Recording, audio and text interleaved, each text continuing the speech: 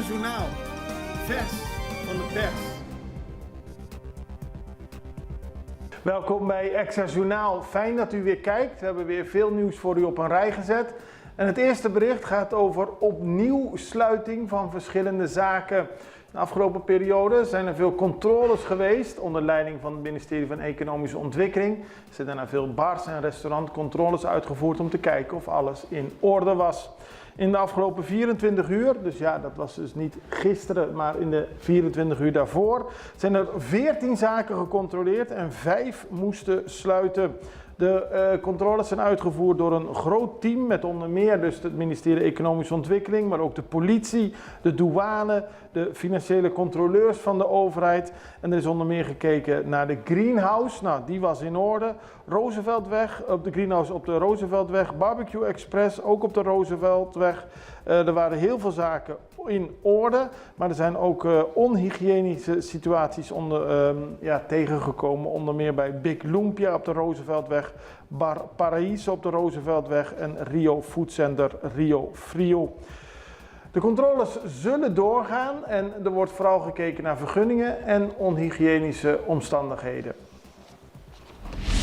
SOAW helpt 86 families met water. Het is een plan van het ministerie van Sociale Ontwikkeling, Arbeid en Welzijn om te zorgen dat de mensen met de minste inkomens, in ieder geval de meest kwetsbaren, die langere tijd zonder water zitten, dat die toch aangesloten kunnen worden op de waterleiding van Curaçao. Dat gaat dan gepaard met een controle op de betalingen, op hulp die geboden wordt, dat de mensen toch kunnen blijven betalen of in ieder geval niet opnieuw afgesloten worden van water. Het is een zaak die de minister van Sociale Ontwikkeling, Arbeid en Welzijn, Rudmilda Larmonice-Sidia, na aan het hart gaat. Er is ook geld door de minister van Financiën beschikbaar gesteld om te zorgen dat de families die ook nauwelijks geld hiervoor hebben, toch weer aangesloten kunnen worden. En op die manier maken we Curaçao een stukje beter. Want families die langere tijd zonder water leven is natuurlijk zeer onwenselijk, aldus de minister. Dan onbegrip in de Eerste Kamer. Dat gaat over een bericht uit de Eerste Kamer, het parlement in Nederland. Daar is onbegrip over het feit dat de Nederlandse regering Aruba en Curaçao meer rente laat betalen voor de zogenaamde coronaleningen. Een stap in de verkeerde richting. Ik vind dat teleurstellend, heeft Eerste Kamerlid Eddy Hartog van de partij Volt gezegd. En volgens hem moet er op een andere manier met Curaçao en Aruba worden omgegaan. En moet er op een andere manier worden gekeken of de schatkist voldoende inkomsten krijgt, maar niet via de coronaleningen. Er zijn twee senatoren van de partij Volt en van de partij GroenLinks PvdA. Die vinden dat het Nederlandse kabinet de landen straft met een boeterente. En dat is niet passend binnen het Koninkrijk. Dan minister-president Gilmar Pik-Pisas, die zijn kijkje gaan nemen bij Caracas Bay. We melden gisteren al dat daar veel zaken niet goed zijn. De situatie waarbij de mensen kunnen genieten van het strand, de palapas, de bankjes, de stoelen.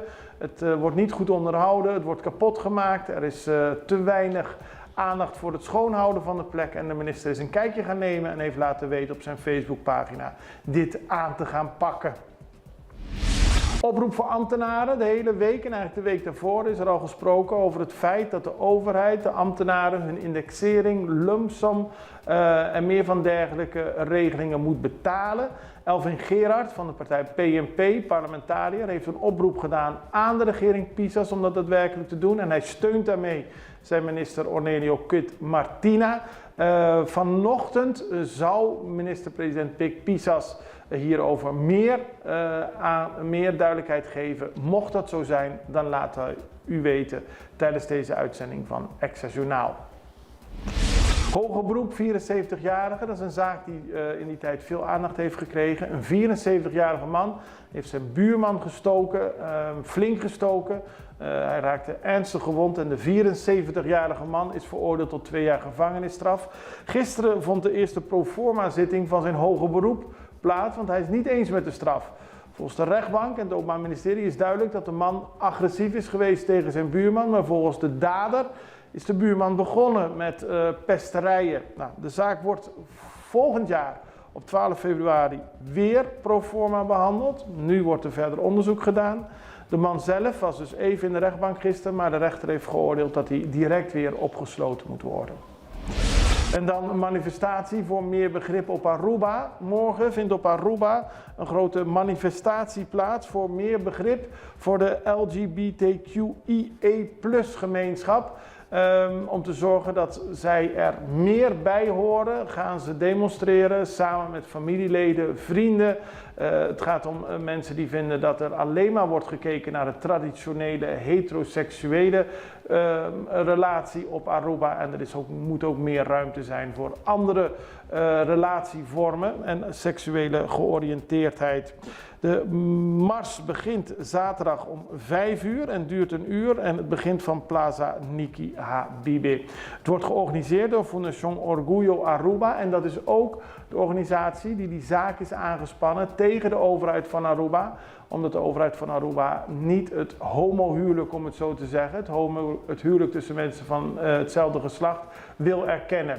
Daarover vindt volgende week op 10 november in Den Haag door een zitting plaats van de Hoge Raad. Die buigt zich daarover. Daarover volgende week meer.